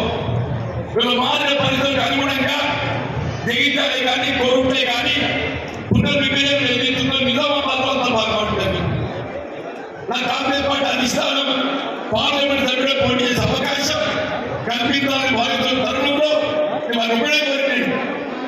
రాజకీయంగా ఒకటే నా జీవితం అంతం అర్థం చెప్పంటున్నాను. నేను రాజకీయ జన్మనిచ్చినటువంటి ఈ జగిత్యాల ప్రాంతానికి సేవ చేయడం ఏదైతుందో నా బాధ్యత చెప్పని పేర్కొంటూ నాకు అవకాశం ఏదైతుందో నిజామాబాద్ కల్పించాలని చెప్పని కోరడంతో మరి కాంగ్రెస్ పార్టీ అధిష్టానం రేవంత్ రెడ్డి గారు వారు ఏదైతుందో మన ఆలోచనకు అనుగుణంగా నిజామాబాద్ పార్లమెంట్ అవకాశం కల్పించడం. ఈరోజు వాస్తవం చెప్పండి, నేను ప్రజా జీవితంలో ఎన్నో ఒడిదుడుకులు ఎదుర్కొన్నాను. కాంగ్రెస్ పార్టీ నాకు ఆది నుండి కూడా చెప్పండి, నేను నాకు అండగా నిలిచి ప్రతిసారి అవకాశం కల్పించింది. అయినా ఎన్నికల్లో గెలవడం అనేది మనం అనుకునే ప్రతిసారి సాధ్యం కాదు. నేను 6 పర్యాలు శాసనసభ గెలిచింది. 5 పర్యాలు ఎన్నికల్లో ఆశించే పొందకుంటే ఎన్నికల్లో ఓటు ప్రజలు జరిగింది. అయినప్పటికీ కూడా ఎన్నికల్లో గెలవడం ఉండడం కాకుండా ప్రజానీకానికి అందుబాటులో ఉండడమే ఒక ప్రజాప్రతినిధి బాధ్యత భావించి అన్నింట ప్రజలకు అందుబాటులో ఉండేటువంటి వ్యక్తి ఎన్నికల్లో మీకు తోడుకున్నటువంటి వాడిని ఈ చివరి చెప్పండి. దయచేసి నన్ను ఆదరించని చెప్పండి. రాజకీయంగా ఇప్పుడు మాట్లాడుతున్నదా నేను కాకపోయినప్పుడు పేపర్లు చూసిన సోదరుడు అభివృద్ధి జీవన్ రెడ్డి ఏం చేసింది ఆశ్చర్యపడిన ఆయన అందరినీ ఎక్కడ ఉంటారు అనుకుంటున్నావే నువ్వు 5 సంవత్సరాలే పార్లమెంట్ సభ్యుడికి ఎన్నికై ఎన్నడైనా నువ్వు ఎన్నికలు చేసిన వాగ్దానమే కానీ ఇతరుల కానీ చేసిన కార్యక్రమం నిజామాబాద్ పార్లమెంట్ నియోజకవర్గానికి సంబంధించే కానీ ఈ ప్రాంతంలో కానీ బస్సు కూడా 5 రోజులు తెస్తా చెప్పాను. 5 సంవత్సరాలు గడిచింది. నువ్వు ఎక్కడ ఏర్పాటు చేసిన చెప్పంటే ఒక 5 సంవత్సరాలు మరొకసారి అవకాశం చెప్పాడు. జగన్ కర్మగా చేస్తా చెప్పాడు. 5 సంవత్సరాలు గడిచిపోయింది. ఏమైంది నాయన చెప్పంటే మరొకసారి అవకాశం ఏం చెప్పండి. నేనంటున్నా ఆనాడు కవిత గారికి అవకాశం ఇస్తే చికెన్ ఫ్యాక్టరీ ముందు వేసింది. నీకు అవకాశం ఇస్తే 5 సంవత్సరాలు నీ విలాసవంతమైన జీవితాన్ని అలవాటు పడి ఈ ప్రాంత రైతాంగం ఏదైతుందో అష్ట కష్టం చేసినటువంటి వాడిని నువ్వు మీ మళ్ళీ నీకు అవకాశం ఏమైతే సరే చెప్పండి. మీరు చివరి ఏం చేశాడా చివరి చెప్పండి. నేను రైతాంగానికి అండగా నిలబడే విధంగా యావత్ ఉత్తర తెలంగాణలోనే అతిపెద్ద మామిడి మార్కెట్ జగిత్యాల కేంద్రానికి ఏర్పాటు చేశాను. యావత్ తెలంగాణలో రాజధాని బయట ఏర్పాటు చేసిన మొట్టమొదటి వ్యవసాయ కళాశాల జగిత్యాలని ఆడబిడ్డ మొత్తంలో చదువుతో ఏదైతుందో కోరుట కేంద్రంగా పశువైన కళాశాల ఏర్పాటు చేయడం పడుతుంది. జీవితాల కేంద్రంగా సాంకేతిక విద్యా కళాశాల చేయుడు కళాశాల ఏర్పాటు కరీంనగర్ కేంద్రంగా శాతవాహన విశ్వవిద్యాలయం ఏర్పాటు చేసి పడుతున్నాం. హైదరాబాద్ కరీంనగర్ రచన రహదారి నేను ఆర్మీ మంత్రి వచ్చే అవకాశాలు ఏదైతుందో రాజీవ్ రహదారి అని చెప్పంటున్నా. ఆనాడు 4.5 గంటలు ఉంటే 2.5 గంటలు కరీంనగర్ హైదరాబాద్ చూడే విధంగా రోడ్డు నిర్మాణం చేసి జీవన్ రెడ్డి అని చెప్పంటున్నా. ఆశ్చర్యమే చెప్పండి. అందరూ అభిలాగా ఉంటారే, పనిచేసిన కూడా ఉంటారు. అందరూ అభిలాగా ఉంటారు, పనిచేస్తున్న కూడా ఉంటారు అని చెప్పంటున్నా. మన లాంటి వాళ్ళు ఏదైతుందో పనిచేసే సంకల్పం కావాలని చెప్పంటున్నాను. నిజామాబాద్ చక్కెర కర్మాగారం పునఃప్రారంభం గౌరవ ముఖ్యమంత్రి గారు ఏదైతుందో ఎన్నికలు చేసిన వార్తలనే కాకుండా వారు ముఖ్యమంత్రి బాధ్యతలు చేపట్టడంతోనే వారు ఓట్లనే కాకుండా రైతు బిడ్డగా చెప్పంటున్నాను. చక్కెర కర్మాగారం పునఃప్రారంభానికి సంబంధించి గౌరవ పరిశ్రమ శాఖ మంత్రులు శ్రీధర్బాబు గారికి ఏదైతే సూచన చేసి సంకల్పం జరిగింది. వారు ఉన్నది నిజామాబాద్ కేంద్రం ఏదైతుందో బై సెప్టెంబర్ 17 క్యాబినెట్ నిర్ణయం తీసుకొని ఏదైతుందో 2025 డిసెంబర్ నాటికి ఏదైతుందో చక్కెర కాల్ ఆర్పిస్తారని చెప్పి పేపర్ జరిగిందని చెప్పండి. ఇది రేవంత్ రెడ్డి గారి మాట, చెప్పండి. ఇలాగే కాదని చెప్పండి. ఈ ప్రాంతం ఏదైతుందో వ్యవసాయానికి అవకాశం ఎక్కువ ఉంది. వ్యవసాయ ఆధారిత పరిశ్రమ ఏర్పాటు చేసే అవకాశం ఉంది. ఈ ప్రాంతంలో మామిడి తోటలు ఎక్కువగా విస్తృతుంది. మామిడి తోటలు ఏదైతుందో భూమిలో తేమశాతం పెరిగి అంత తేమస్తుంది. మామిడి పరిశోధన కేంద్రం ఏదైతుందో ఇక్కడ ఏర్పాటు చేయాల్సిన అవసరం ఉందని చెప్పండి. మామిడి ప్రాసెసింగ్ యూనిట్ మిత్రులు పరిశ్రమ శాఖ మంత్రులు శ్రీధర్బాబు గురించి తీసుకెళ్ళింది. ఇక్కడ మ్యాంగో ప్రాసెసింగ్ యూనిట్ ఏర్పాటు చేయడానికి ఏదైతుందో స్కోప్ ఎక్కువ ఉన్నది. మామిడి పరిశోధనతో పాటుగా మామిడి ప్రాసెసింగ్ యూనిట్ ఏర్పాటు చేసినట్టయితే పనికి ప్రత్యేకంగా ఏ విధంగా చక్కెర పంటపై మనం అవకాశాలు పెంచుకునే అవకాశం ఉంటుందో అట్లాగే మామిడి తోట కూడా పెంచుకోవడానికి ఈ ప్రాంతంలో అవకాశాలు ఎక్కువ చెప్పండి. దాంతో పాటుగా మామిడి ఎగుమతి ఏదైతుందో రైల్వే లైన్ వీళ్ళ జీవితాల వ్యవసాయ మార్కెట్ అనుసంధానం చేయబడిందని చెప్పండి. జీవితాల వ్యవసాయ మార్కెట్ ఉంటే ఏదైతుందో మామిడి డైరెక్ట్ గా ఢిల్లీకి ఎగుమతి చేసే అవకాశం ఉందని చెప్పండి. దయచేసి గౌరవ ముఖ్యమంత్రి గారు ఏదైతుందో ఉత్తర తెలంగాణ ప్రాంతం యొక్క అభివృద్ధి దృష్ట్యా రైతాంగ సంక్షేమ దృష్ట్యా మామిడి పరిశోధన అట్లాగే ప్రాసెసింగ్ యూనిట్ హార్టికల్చర్ కళాశాల చెప్పంటున్నాను. తెలంగాణ రాష్ట్రం ఏర్పడిన తదుపరి ఏదైతుందో ప్రత్యేకమైన హార్టికల్చర్ యూనివర్సిటీ ఏర్పాటు చేసుకుంటుంది. హార్టికల్చర్ యూనివర్సిటీలో అంతర్భాగంగా అనుబంధంగా ఏదైతుందో జగిత్యాల ప్రాంతంలో ఏదైతుందో ఒక హార్టికల్చర్ కళాశాల ఏర్పాటు చేయగలిగినట్టయితే ఇక్కడ మామిడి తోటతో పాటుగా పండ్ల తోటలో కాయగూరలు జగిత్యాల మెట్పల్లి కోరుతో పరిసర ప్రాంత రైతాంగం అంతే దీంతో కాయగూరల పంటల పట్ల ఎక్కువ ఆసక్తి చూపుతున్నారు. కాయగూరల పంటల పట్ల మెరుగుపరుచుకునేటటువంటి ఏదైతుందో మనకి హార్టికల్చర్ కళాశాల ఉపయోగపడుతుంది. నేను దయచేసి గౌరవ ముఖ్యమంత్రి గారు ఏదైతుందో మామిడి పరిశోధన మామిడి ప్రాసెసింగ్ తో పాటుగా ఒక హార్టికల్చర్ కళాశాల జగిత్యాల ఏదైతుందో ఒక ఎడ్యుకేషన్ హబ్ అంటున్నాను. ఒక ఎడ్యుకేషన్ హబ్ జగిత్యాలలో విద్యాపరంగా లేనటువంటి ఒక సదుపాయాలు ఇక్కడ లేవచ్చు. అన్ని ఇక్కడ నేను ఆనాడు ఇదే కట్టగా చెప్పాను. నేను 2004-2009 మధ్య కాలంలో ఆనాడు ముఖ్యమంత్రిగా ఉన్నటువంటి రాజశేఖర రెడ్డి గారితో పులివెందులకు ధీటుగా నేను జగిత్యాల అభివృద్ధి చేశాను. అభివృద్ధి అంటే సిరిసిల్ల సిద్దిపేట కాదు. సిరిసిల్ల సిద్దిపేట అభివృద్ధి అయితే 2014 తదుపరి వెళ్తే ఏమో చెప్పంటున్నాను. 2004-2009 మధ్య కాలంలో ఉమ్మడి రాష్ట్ర కాంగ్రెస్ హయాంలో ఏదైతుందో పులివెందులకు ధీటుగా ఏదైతుందో అక్కడ లేని కళాశాలలన్నీ కూడా జగిత్యాల కేంద్రానికి ఏర్పాటు చేశారు. మీ జీవన్ రెడ్డి అని చెప్పంటున్నాను. నిరుద్యోగ యువతకు ఏదైతుందో న్యాయ శిక్షణ కేంద్రం, నిరుద్యోగ యువతకు న్యాయ శిక్షణ కేంద్రం చెప్పంటున్నా. స్థానిక ఉద్యోగ అవకాశాలు లభించగా ఏదైతుందో విదేశాల్లో మాస్కట్ దుబాయ్ బెహ్రాన్ ఇవాళ పోతున్నటువంటి కార్మికులకు ఏదైతుందో నేర్పరి కలుపుకొని స్కిల్ డెవలప్మెంట్ ఏదైతుందో దేనికైనా వారికి ఉపాధి అభివృద్ధి చేయబడే విధంగా న్యాయ శిక్షణ కేంద్రాలు ఏర్పాటు చేయాలని చెప్పండి. కార్మికుల సంక్షేమంలో ఏదైతుందో మీరు మొన్ననే ఇలా గల్ఫ్ ఎన్జిఓస్ తో సమావేశం ఏర్పాటు చేశారు. ఎవరైనా అకాల మరణం గురైనట్లయితే గల్ఫ్ ఫ్యామిలీ బిడ్డలు ఆదుకోవడానికి కొరకు 5 లక్షల రూపాయల ఆర్థిక సహాయం కల్పించడంతో పాటుగా గల్ఫ్ ఆర్థిక సంక్షేమ బోర్డు కూడా ఏర్పాటు చేయడానికి గౌరవ ముఖ్యమంత్రి గారు ఏదైతుందో ఆదేశం జారీ చేశారు. నానాడు ఉమ్మడి రాష్ట్రంలో ఎన్ఆర్ఐ శాఖ ఇప్పుడు సభ్యులుగా నిర్వహించారు.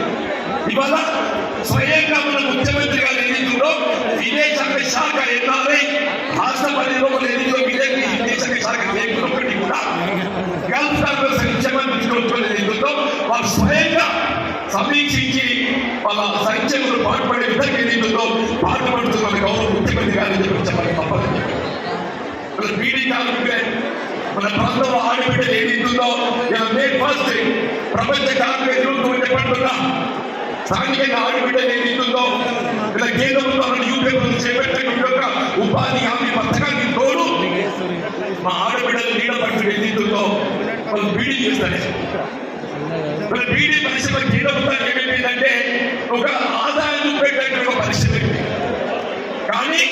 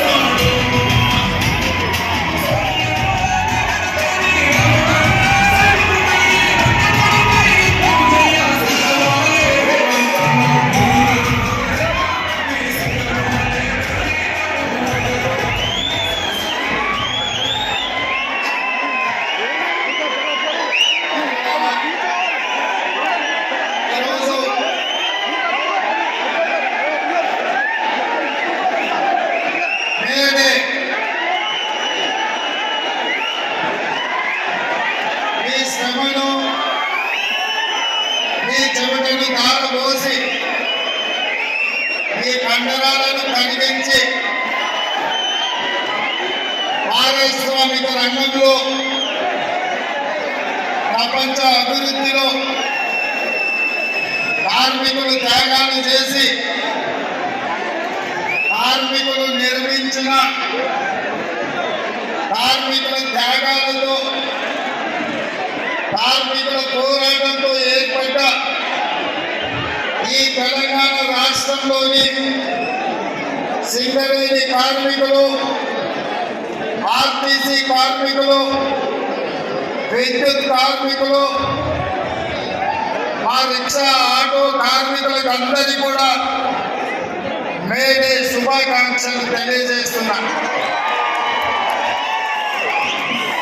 ఆనాడు తెలంగాణ ఉద్యమంలో రాజకీయ పార్టీలు ఒక రకంగా విఫలం చెంది వచ్చిన తెలంగాణ రాష్ట్రం వెనక్కి పోతే ఈ కార్మిక సంఘాలే ప్రధానంగా సింగరేణి, ఆర్టీసీ, విద్యుత్ కార్మిక సంఘాలు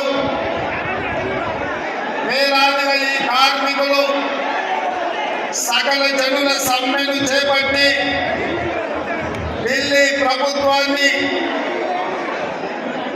ఒప్పించి మెప్పించి తెలంగాణ రాష్ట్రాన్ని సాధించి ఈరోజు మనం సగర్వంగా కోరుట్ల జగిత్యాల గడ్డ మీద నిలబడి మాది తెలంగాణ రాష్ట్రం అని చెప్పుకుంటున్నామంటే ఈ కార్మికుల యొక్క త్యాగాలు, ఈ కార్మికుల యొక్క సాహసోపేతమైన పోరాటాలతో ఈరోజు తెలంగాణ రాష్ట్రం ఏర్పడ్డది. మిత్రులారా, నిజామాబాద్ పార్లమెంటు నియోజకవర్గం నుంచి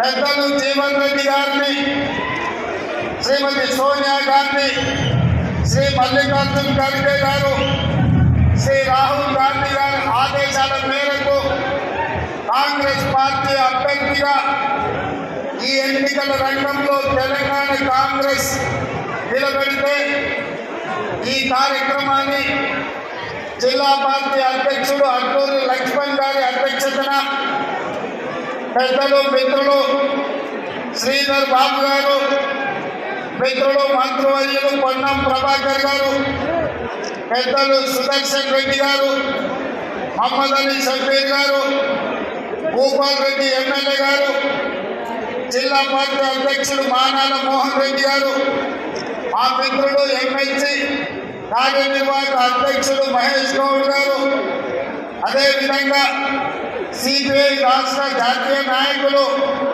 తారా వెంకటరెడ్డి గారు, వేదిక మీద చాలా మంది పెద్దలు, రాష్ట్ర పార్టీ నాయకులు, జిల్లా పార్టీ నాయకులు, మండల పార్టీ నాయకులు, గ్రామ శాఖ అధ్యక్షులు, ప్రాణ సమానమైన కాంగ్రెస్ పార్టీ కుటుంబ సభ్యులందరికీ కూడా, అదేవిధంగా ఇక్కడి కాంగ్రెస్ పార్టీ మన ఎన్నికల అభ్యర్థి మీ అభిమాన నాయకుడు తుపాటి నరసింహరావు గారికి అందరికీ కూడా మనస్ఫూర్తిగా అభినందనలు, కృతజ్ఞతలు. మిత్రులారా, ఈ ఎన్నికలు ఆషామాషి ఎన్నికలు కాదు. 17 సార్లు ఈ దేశంలో పార్లమెంటు ఎన్నికలు జరిగినాయి. ఇప్పుడు జరగబోతున్న ఎన్నికలు 18వ పార్లమెంటు ఎన్నికలు. ఈ 18వ పార్లమెంటు ఎన్నికలకు గతంలో జరిగిన ఎన్నికల కంటే భిన్నంగా ఎంతో ప్రత్యేకమైన పరిస్థితులు ఈరోజు దేశంలో నెలకొన్నాయి. ఎందుకంటే మిత్రులారా, ఈరోజు భారతీయ జనతా పార్టీ 400 సీట్లు గెలవడం ద్వారా రాజ్యాంగాన్ని మార్చేసి దళితులు, గిరిజనులు, బలహీన వర్గాల రిజర్వేషన్లు ఎత్తేసి ఈరోజు పేద వర్గాలను దెబ్బతీసి కార్పొరేట్ కంపెనీలకు, అదానీలకు, అంబానీలకు ఈ దేశాన్ని అమ్మాలనే కుట్ర జరుగుతున్నది. అందుకే ఈ మధ్యలో నేను విస్పష్టంగా భారతీయ జనతా పార్టీని సూటిగా ప్రశ్నించిన డాక్టర్ బాబాసాహెబ్ అంబేద్కర్, జవహర్ లాల్ నెహ్రూ గారు, వల్లభాయ్ పటేల్ గారు, మహాత్మా గాంధీ గారు కలిసి ఈ దేశంలో ఉన్న సామాజికంగా, ఆర్థికంగా వెనుకబడి సమాజం యొక్క వివక్షకు లోనైన ఎస్సీ ఎస్టీలకు, ఆ తర్వాత బీసీలకు ఇచ్చిన రిజర్వేషన్లను వాళ్ళు ఆ రోజు మనము వాళ్ళ అభ్యున్నతి కోసం మనం ఇస్తే 75 సంవత్సరాలు స్వతంత్రం వచ్చినా ఈరోజు దళితుల, గిరిజనుల జీవితాలలో రావాల్సినంత మార్పు రాలేదు. బలహీన వర్గాలకు రావాల్సిన అవకాశాలు రాలేదు. అందుకే రాహుల్ గాంధీ గారు కన్యాకుమారి నుంచి కాశ్మీర్ వరకు 150 రోజులు 4000 కిలోమీటర్లు పాదయాత్ర చేసినప్పుడు బలహీన వర్గాలకు సంబంధించిన డాక్టర్లు, ఇంజనీర్లు, లాయర్లు, ఐఏఎస్లు, ఐపీఎస్లు, పీజీలు, పిహెచ్డీలు చదువుకున్న విద్యార్థులు రాహుల్ గాంధీ గారిని కలిసి ఈ దేశంలో మేము 52% ఉన్నాం, మా జనాభా లెక్కలు వేయండి, మా జనాభా దామాషం ప్రకారం మాకు రిజర్వేషన్ ఇవ్వండి, మాకు నిధులను కేటాయించండి, మేము కూడా ఈ సమాజంలో భాగస్వాములమే, ఈ దేశ నిర్మాణంలో మాకు సముచితమైన అవకాశం ఇవ్వండి అని చెప్పి ఈ వర్గాలకు సంబంధించిన నాయకులు వచ్చి రాహుల్ గాంధీ గారిని కలుసుకున్నారు. కాంగ్రెస్ పార్టీ సామాజిక స్పృహతోటి, సామాజిక న్యాయం చేయాలన్న ఆలోచనతోటి రాహుల్ గాంధీ గారు స్పష్టంగా తెలంగాణ రాష్ట్రంలో కాంగ్రెస్ అధికారంలోకి తీసుకురండి, తప్పకుండా బీసీ జనాభా లెక్కలు కట్టి మీకు నిధులు, నియామకాలకు అవకాశాలు కల్పిస్తామని మాట ఇచ్చింది. ఆ మాట ప్రకారం ఇవాళ ఈ దళితులు, గిరిజనులు, బలహీన వర్గాలు కాంగ్రెస్ కు అండగా నిలబడి 10 సంవత్సరాలు తెలంగాణ రాష్ట్రాన్ని పట్టి పీడించి ఈ రాష్ట్రాన్ని సర్వనాశనం చేసి 10 ఏళ్లలో 100 ఏళ్లకు సరిపోయే విధ్వంసం చంద్రశేఖరరావు చేసి ఈ రాష్ట్రాన్ని దోచుకుంటుంటే మీరందరూ కలిసికట్టుగా అండగా నిలబడి ఈనాడు ఇందిరమ్మ రాజ్యాన్ని, కాంగ్రెస్ ప్రభుత్వాన్ని తీసుకొచ్చింది. మరి నేను అడుగుతున్న మిత్రులారా, మా బలైన వర్గాల సోదరులను నేను అడుగుతున్నా, మా దళితులకు, మా గిరిజనులను నేను అడుగుతున్నా, మీ అండతో, మీ ఆశీర్వాదంతో ఈ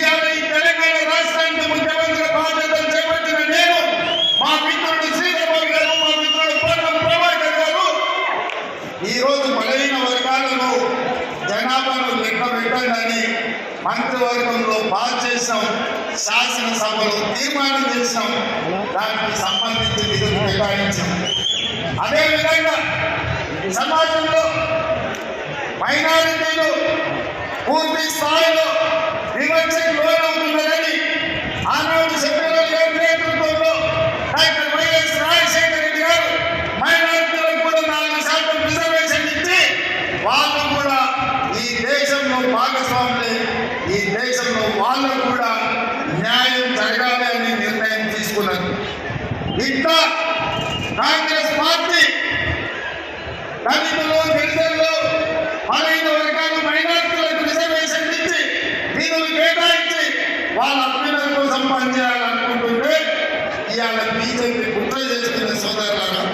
ఆ కుట్ర ఏంటంటే చూసింటారు మీరు మోడీ గారి ఉపన్యాసాలు. इस बार 400 पार हमें पूछा तो भाई आपको 300 पिछले बार मिले और इस बार भी कुछ कम उधर इधर 300 मिले तो सरकार बनाने वाले हैं, क्यों 400 मांग रहे हैं? तो भारतीय जनता पार्टी के लोग ये कह रहे हैं कि पार्लियामेंट में 2/3 मेजॉरिटी अगर उन लोगों को मिले तो वो संविधान बदलने के लिए मौका मिलेगा. అంటే ఈసారి 400 సీట్లు వస్తే రాజ్యాంగాన్ని మార్చాలంటే పార్లమెంట్లో 2/3 మెజారిటీ ఉండాలి. అందుకే 400 సీట్లు తీసుకొని రాజ్యాంగాన్ని సమూలంగా మార్చి రిజర్వేషన్లను రద్దు చేయాలని ఈరోజు ఆర్ఎస్ఎస్ బీజేపీ కుట్రలో భాగంగా ఈరోజు వాళ్ళు ప్రయత్నం చేస్తున్నారు. నేను అడుగుతున్నా, మీకు రిజర్వేషన్ ఇచ్చి, మీకు విద్యలో రిజర్వేషన్ ఇచ్చి, మీకు ఉద్యోగాలలో రిజర్వేషన్ ఇచ్చి, ఇవాళ మీకు రాజకీయాలలో రిజర్వేషన్ ఇచ్చినందుకే అట్లూరి లక్ష్మణ్, గౌపల్లి సత్యనారాయణ, మేడిపల్లి సత్యం లాంటి వాళ్ళు ఎమ్మెల్యేలు, విప్పులైన దామోదర్ రాజ నరసింహ గారు మంత్రులు, అట్టి విక్రమార్క గారు ఉప ముఖ్యమంత్రి అయిన, బలరాం నాయక్ గారు కేంద్ర మంత్రి అయిన, సత్యనారాయణ గారు కేంద్రంలో మంత్రి అయిన. ఇవాళ ఉన్న పరంగా ఎస్సీ ఎస్టీ రిజర్వేషన్లు రద్దు చేస్తే వీళ్ళందరూ ఎక్కడికి పోవాలి? చదువుకుంటున్న పిల్లలు ఏం చేయాలని నేను అడుగుతున్నాను. అందుకే నేను కుదరదు, మీరు కుట్ర చేస్తున్నారు, మీ కుతంత్రాలను తిప్పి కొడతామని వాళ్ళ రాసే ఎజెండా మీద నేను బహిరంగంగా మాట్లాడి భారతీయ జనతా పార్టీని ప్రశ్నిస్తే ఈ దేశ ప్రధానమంత్రి నరేంద్ర మోడీ, ఈ దేశ హోంశాఖ మంత్రి అమిత్ షా నా మీద పగబట్టి ఢిల్లీలో కేసు పెట్టింది. ఎవరైనా ఫిర్యాదుదారంటే కేంద్ర హోంశాఖని స్వయంగా రేవంత్ రెడ్డి బీసీలను, ఎస్సీలను, ఎస్టీలను జాగృతం చేస్తుండు. వాళ్ళ రిజర్వేషన్ల రద్దు మీద ఊరూరు తిరిగి ప్రచారం చేస్తుండు. ఆయనను అత్యంత అరెస్ట్ చేయాలని ఢిల్లీలో కేసు పెట్టింది. నేను అడుగుతున్నాను మిత్రులు, ఒకవేళ నేను మాట్లాడింది తప్పైతే ఇక బీజేపీ నాయకులు లేదా, ఇక మీ ఎంపీ ధర్మపురి అరవిందే బీజేపీ కదా, పక్కన బండి సంజయ్ బీజేపీ కదా, ఆ పక్కన కిషన్ రెడ్డి గారు కేంద్ర మంత్రి కదా. తెలంగాణలో ఎందుకో కేసు ఇవ్వలేదు, ఎందుకో ఫిర్యాదు చేయలేదంటే ఈడీ, ఇన్కమ్ ట్యాక్స్, సిబిఐ కాదు, ఈ రోజు ఢిల్లీ పోలీసులను కూడా ఉపయోగించి మనల్ని భయపెట్టాలని చూస్తుంది. నేను అడుగుతున్న మిత్రులారా, ఇక చాలా మంది యువకులు 10 ఏళ్ళు చంద్రశేఖరరావు చేసింది ఇదే కదా. మన కార్యకర్తల ఆస్తులు ధ్వంసం చేసాడు, అక్రమ కేసు పెట్టిడు, హత్య చేయించాడు. ఆయన కార్యకర్తలు ఎవరు చంద్రశేఖరరావుకు లొంగలేదు, తిరగబడి చంద్రశేఖరరావు లొంగబెట్టిరు. మొన్న జరిగిన డిసెంబర్ 20 కేసులు భయపడతామా సోదరులారా? మీ సోదరుడు మీ రేవంత్ అనే కేసులకు భయపడతారా? చంద్రశేఖరరావు చంద్రపల్లి జైలులో భయపడ్డమా? చంద్రగూడ జైల్లో బంధిస్తే భయపడ్డమా? తిరగబడి కొట్లాడినాం, కేసులు పెట్టినోని ఇవాళ పండ పెట్టినాం, గోతి తీసి పాతి పెట్టినాం. నేను అదే మాట చెప్పదలుచుకున్న బీజేపీ నాయకులకు, మీరు ఢిల్లీలో పోలీసులు ఉండొచ్చు, ఈడీ ఉండొచ్చు, ఇన్కమ్ ట్యాక్స్ ఉండొచ్చు, సిబిఐ ఉండొచ్చు, మీ దగ్గర నా దగ్గర 4 కోట్ల తెలంగాణ ప్రజలను 50 లక్షల తెలంగాణ యువకులు ఉన్నారు. ఈ 50 లక్షల తెలంగాణ యువకులతోనే తెలంగాణకు వచ్చిన దరిద్రం, చీడను, పీడను చంద్రశేఖరరావును వదిలించడం, మా వాళ్ళ దెబ్బకు చంద్రశేఖరరావు నడుము ఇరిగి బోర్ల బొక్కలు వాడి బొక్కలు ఇరిగి బోర్ల పడ్డాడు. మరి ఇలా గుజరాత్ నుంచి వాళ్ళిద్దరు కూడా బయలుదేరి నిన్నటికి నిన్న మోడీ గారు వచ్చారు. ఆయన ఈ దేశ ప్రధానమంత్రి, ఆయన గౌరవించాల్సిన బాధ్యత మన మీద ఉన్నది. ఒక ప్రధానమంత్రిగా వయసులో పెద్దవాడిగా 13 సంవత్సరాలు ముఖ్యమంత్రిగా 10 సంవత్సరాలు ప్రధానమంత్రిగా చేసిన నరేంద్ర మోడీ గారిని, వయసులో చిన్నవాడిని, మొదటిసారి ముఖ్యమంత్రి అయిన వాడిని తప్పకుండా వారిని గౌరవిస్తా, వారు ఎదురు పడితే నమస్కారం కూడా పెడతా. కానీ నరేంద్ర మోడీ గారు ఈ దేశ ప్రధానమంత్రిగా కాకుండా గుజరాత్ వాడిగా తెలంగాణకు వచ్చి తెలంగాణలో మనల్ని తిట్టిండు, మనల్ని శాపించుడు, మనల్ని దెబ్బతీయాలని కుట్ర చేస్తున్నాడు. ఎవరైనా ఎన్నికలప్పుడు వస్తే ఈ ప్రాంతానికి ఏమి ఇస్తారో, ఈ ప్రాంతానికి ఏం తెస్తారో చెప్పాలి. ఇవాళ నిన్నది చెప్పలేదు. గతంలో కాంగ్రెస్ పార్టీ బయ్యాల ముక్కు కర్మాగారం ఇచ్చింది, దాన్ని రద్దు చేసిండు. రైల్వే కోచ్ ఫ్యాక్టరీ ఇచ్చిండు, కాచిపేటలో రద్దు చేసిండు. ITIR కారిడార్ ఇచ్చిండు, రద్దు చేసిండు. IITలు ఇచ్చిండు, రద్దు చేసిండు. పాలమూరు రంగారెడ్డి ఎత్తిపోతల పథకానికి జాతీయ హోదా ఇస్తే రద్దు చేసిండు. అంతెందుకు మీ గుండె బాండ్ పేపర్ రాసించాడు 5 రోజులలో పసుపు ఓటు ఇస్తా అని. 5 ఏళ్ళైనా ఇయ్యలే. నరేంద్ర మోడీ గారు ఏమైనా అది చెప్తారేమని నేను అనుకున్నా. నిజామాబాద్ పసుపు ఓటు ఇస్తా అన్నాం, ఇస్తున్నాం తీసుకోండి ఆ రైతులకు అని. చక్కెర కర్మాగారాన్ని ఇయ్యాలొచ్చి మాటలు చెప్తున్నాడు ఆయన. పసుపు గిట్టుబాటు ధర లేదు, ఎర్రజొన్నలు గిట్టుబాటు ధర లేదు, మొక్కజొన్న గిట్టుబాటు ధర లేదు. మీ చెరుకు కర్మాగారం తెరిచే పరిస్థితులు లేవు. ఇవేమీ చెప్పలే. కాంగ్రెస్ పార్టీని ఈ దేశంలోనే లేకుండా చెయ్యాలి అని వారు అంటున్నారు. కాంగ్రెస్ ముక్త భారత్ అంటున్నాడు. నేను అడుగుతున్నా, కాంగ్రెస్ ముక్త భారత్ అంటే మేము ఇచ్చిన రిజర్వేషన్లు రద్దు చేయడమే కదా? కాంగ్రెస్ ముక్త భారత్ అంటే మేము ఇచ్చిన తెలంగాణను అవమానించడమే కదా? దీనికోసం నరేంద్ర మోడీ గారు 7 విమానాలు వేసుకొచ్చి మెదక్ జిల్లాలో మీటింగ్ పెట్టి మనం తిట్టుకుపోతాడా? ఇదే కాదు, నేను ముఖ్యమంత్రి అయిన తర్వాత వారిని కలిసిన హైదరాబాద్ నగరానికి మెట్రో రైలు రావాలి, ఆ నగరం విస్తరించింది, విశ్వ నగరం అయ్యింది, దీనికి మెట్రో రైలుకు అనుమతులు ఇవ్వండి, నిధులు ఇవ్వండి అన్న. అనా పైసి ఇవ్వలే, ఆ మాట పూసేతలే. పూసి రివర్ ఇవాళ పుట్టి భూపంగా మారింది. హైదరాబాద్ లో ఉండే కాలుష్యం అంతా మూసి చెరువులోనే, మూసి రివర్లోనే పోతుంది. దాన్ని ప్రక్షాళన చేసి మూసి రివర్ ఫ్రంట్ చేయాలి, మూసి రివర్ డెవలప్మెంట్ ఫ్రంట్ కావాలి అని అడిగిన. ఏమాత్రం ఇయ్యలేదు. హైదరాబాద్ నగరానికి దాహాన్ని తీర్చడానికి ఇవాళ కృష్ణా జలాలను అదనంగా తరలించాలని అడిగిన, మనకి ఇవ్వలేదు. పాలమూరు రంగారెడ్డి ఎత్తిపోతల కోసం 90 TMCల నీటి కేటాయింపులు జరగాలి, కర్ణాటకను ఒప్పించి ఆ నీరు మాకు కేటాయించండి అని అడిగిన. ఆ మాట కూడా మాట్లాడు. మరి నేను అడుగుతున్నాను నరేంద్ర మోడీ గారు, పార్లమెంటులో తెలంగాణ రాష్ట్రం గురించి కాంగ్రెస్ తలుపులు మూసి లైవ్ కట్ చేసి తెలంగాణ ఇచ్చింది, అన్నిటి చంపి బిడ్డను బతికించిందన్న. తెలంగాణను అవమానిస్తావు, తెలంగాణకు నిధులు ఇవ్వవు, తెలంగాణ నీళ్ళ కేటాయింపులు ఇవ్వవు. ఇవేమి చేయకపోను ఇవాళ ధైర్యంగా వచ్చి తెలంగాణలో కోట్లు అడుగుతున్నాడు నరేంద్ర మోడీ గారు. మేము కుట్ర చేయలేదంటున్నాడు. నేను మీడియా మిత్రుల ద్వారా ఇవాళ చెప్పదలుచుకున్నా, సాయంత్రం 5 గంటలకు హైదరాబాద్లో ప్రెస్ మీట్ పెట్టి ఏ విధంగా రాజ్యాంగాన్ని రద్దు చేయాలనుకున్నారో, రాజ్యాంగాన్ని రద్దు చేయడం ద్వారా, రాజ్యాంగాన్ని సమూలంగా మార్చడం ద్వారా ఎట్లా రిజర్వేషన్లు దెబ్బతీయాలనుకున్నారో ఆధారాలన్నింటినీ కూడా 5 గంటలకు మీడియాకు విడుదల చేస్తారు.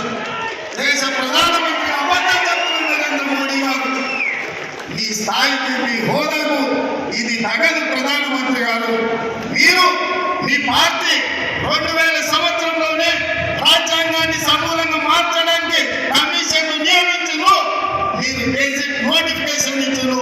సాయంత్రం 5 గంటలకు 2000 సంవత్సరంలో రాష్ట్రపతి ప్రసంగంలో రాజ్యాంగం మార్పు గురించి బీజేపీ ప్రభుత్వం ప్రస్తావించింది, పార్లమెంటులో ప్రకటన చేసింది. ఈ వివరాలన్నిటిని కూడా ఈరోజు దేశ ప్రజలకు నేను విడుదల చేయదలుచుకున్నాను. నేను రాజ్యాంగాన్ని మార్చాలనుకుంటుంటే రిజర్వేషన్లు రద్దు చేయాలి.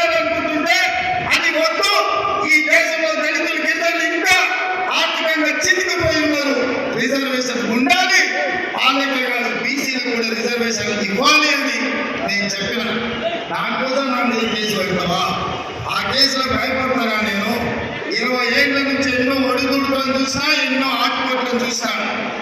ఇవాళ మీరు అనుకుంటుందేమో గుజరాత్ నుంచి వచ్చి తెలంగాణ మీద పెత్తనం చేస్తామని. అందుకే 4 కోట్ల తెలంగాణ ప్రజలకు 50 లక్షల నిరుద్యోగ యువకులకు నేను విజ్ఞప్తి చేస్తున్నా. ఇది తెలంగాణ పౌరుషానికి, గుజరాత్ ఆధిపత్యానికి ఈ ఎన్నికల్లో పోటీ చూద్దాం.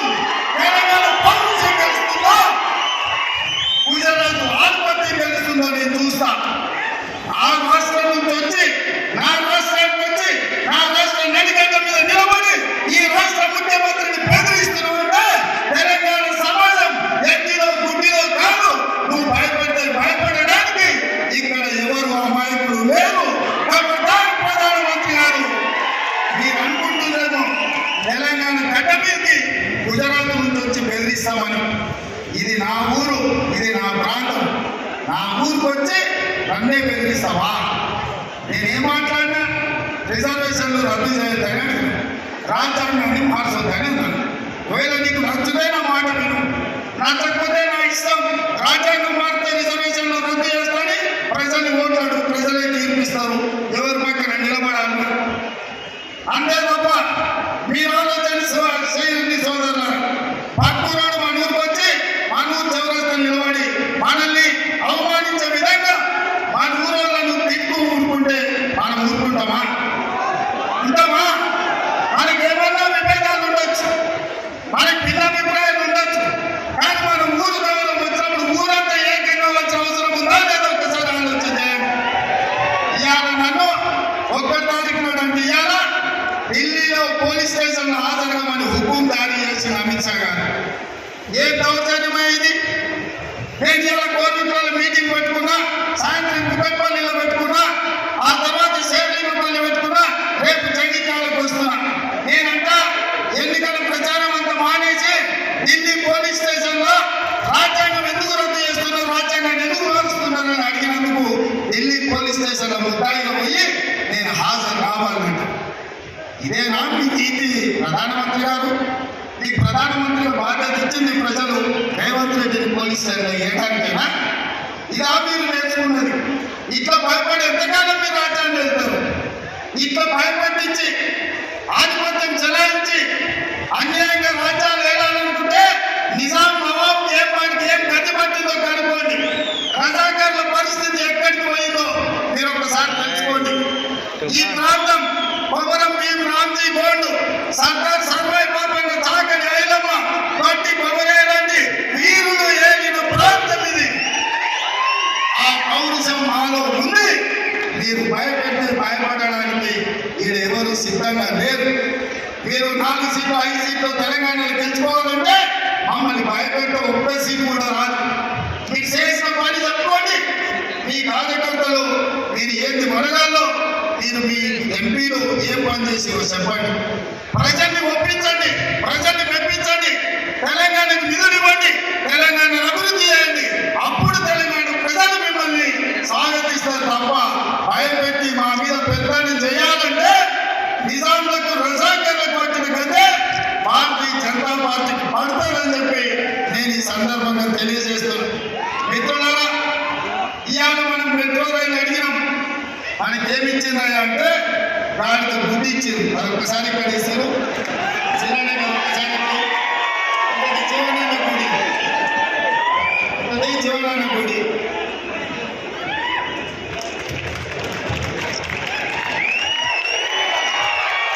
ఒకసారి అందరూ చూడండి. వాళ్ళేమో మోడీ తెలంగాణకి ఏమిచ్చినాయంటే మీరు మాట్లాడుతున్నానని. వాళ్ళేళ్ళలో మోడీ తెలంగాణకి ఏమిచ్చిందో, మెట్రో రైలు అడిగితే ఏమిచ్చిందో, మూసీ నిధులు అడిగితే ఏమిచ్చిందో, ఆలము రంగారెడ్డి ఎత్తిపోతల జాతీయ ప్రాజెక్టు అడిగితే ఏమిచ్చిందో, అయ్యాల ఉప్పు కర్మాగారం అడిగితే ఏమిచ్చిందో, రాజపేట రైల్వే కోచ్ ఫ్యాక్టరీ అడిగితే ఏమిచ్చిందో, ఐటీఐఆర్ కార్డియార్ అడిగితే ఏమిచ్చిందో. ఇవాళ తెలంగాణ రాష్ట్రానికి మోడీ ఏం తెచ్చిందంటే గాడిద గుడ్డు తెచ్చిందని చెప్పాలి. నిన్న మోడీ తెలంగాణకు వచ్చిండు, మనకేం తెచ్చిండు? గట్టిగా ఢిల్లీకి వెళ్ళాలి. నిన్న మోడీ తెలంగాణకు వచ్చిండు, మనకేం తెచ్చిండు?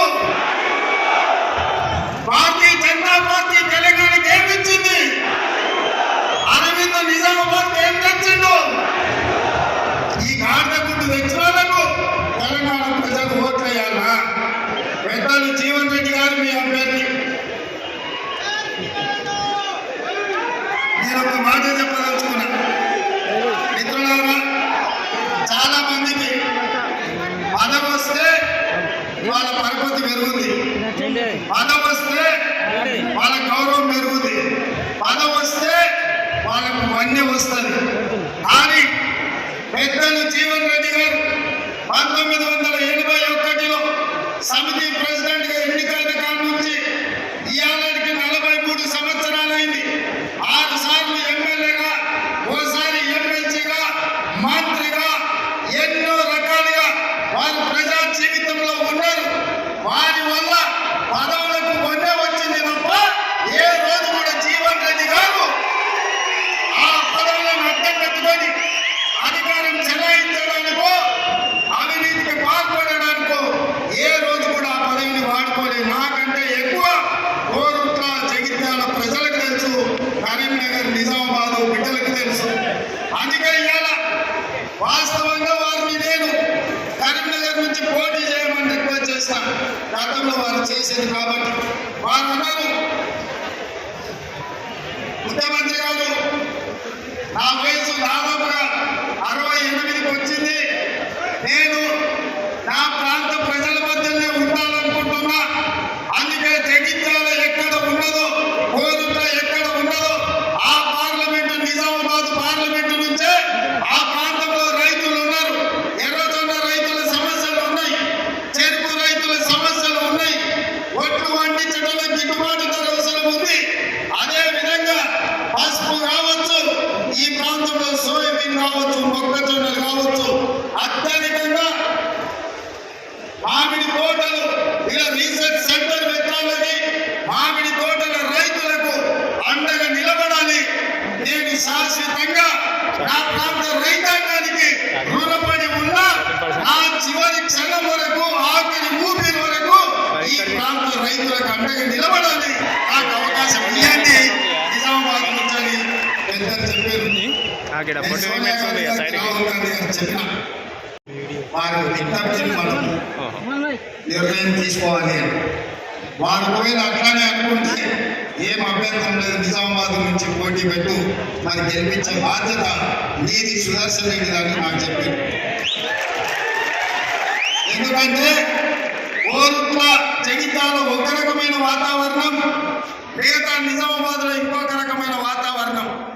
అందుకోసం మరి ఎట్లా అంటే నేను వారికి చెప్పిన నిజామాబాద్ జిల్లాలో ఉండే భూపతి రెడ్డి కావచ్చు, ఎరావత్ అనిల్ కావచ్చు, సుదర్శన్ రెడ్డి కావచ్చు, మానాల మోహన్ రెడ్డి కావచ్చు, సునీల్ రెడ్డి కావచ్చు, వినయ్ రెడ్డి కావచ్చు, మహేష్ కుమార్ గౌడ్ గారు కావచ్చు, మహమ్మద్ అలీ షబ్బీర్ గారు కావచ్చు, వాళ్ళందరినీ కలుపుకొని ఖచ్చితంగా నిజామాబాద్ పార్లమెంట్ లో పెద్దలు జీవన్ రెడ్డి గారిని గెలిపించి ఢిల్లీకి పంపిస్తా. రేపు ఇండియా కూటమి కేంద్ర ప్రభుత్వంలో వారిని వ్యవసాయ మంత్రిగా చేయాలి. వాస్తవంగా ఆ మంత్రివర్గంలో అత్యంత కీలకమైన మంత్రిగా వారు ఉండాలని నేను భావించిన. కానీ జగిత్యాల అనుకోని పరిస్థితుల్లో ఫలితాలు తారుమారైనాయి. కానీ కొన్నిసార్లు ఓటమి కూడా అదృష్టాన్ని తెలుస్తుంది. నేను వరంగల్ ఓడిపోయినా, అందరు అయిపోయింది అంటారు. ఎంబడే మల్కాజ్గిరిలో ఎంపీకి కల్పించారు, తర్వాత పిసిసి అధ్యక్షుడైన, ఆ తర్వాత రాష్ట్రానికి ముఖ్యమంత్రి అయిన మీరు ఆశీర్వదిస్తారు. అంటే వరంగల్ ఓటమి నాకు నష్టం తెచ్చిపెట్టలేదు, వరంగల్ ఓటమి నాకు లాభాన్ని తెచ్చిపెట్టింది. నేను కూడా మొన్న జరిగిన జగిత్యాల ఎన్నికల్లో జీవనన్న ఓటమి ఇప్పుడు ఎంపీగా గెలిచి ఢిల్లీకి వెళ్ళి కేంద్ర వ్యవసాయ మంత్రిగా తెలంగాణ రాష్ట్రానికి అవసరమైన నిధులు తేవడానికి 100% వారు ఉపయోగపడతారని నేను విశ్వసిస్తున్నా. అందుకే వారు చాలా విషయాలు ప్రస్తావించారు. నరసింహరావు గారు కూడా రత్నాకరరావు గారికి చేసిన పనులు, ఈ ప్రాంతం యొక్క పనుల గురించి ప్రస్తావించడం జరిగింది. నేను ఒక్కటే మాటిస్తున్నా మీకు, ఏవైతే ఇప్పుడు పెద్దలు జీవన్ రెడ్డి గారు, నరసింహరావు గారు ప్రస్తావించిందో వాటన్నిటిని పూర్తి చేసే బాధ్యత నాది. మరి ఈ 2 నియోజకవర్గాలలో 1,00,000 మెజార్టీ ఇచ్చే బాధ్యత మీది. మీరు సిద్ధమా లక్ష్యం ఇవ్వడానికి?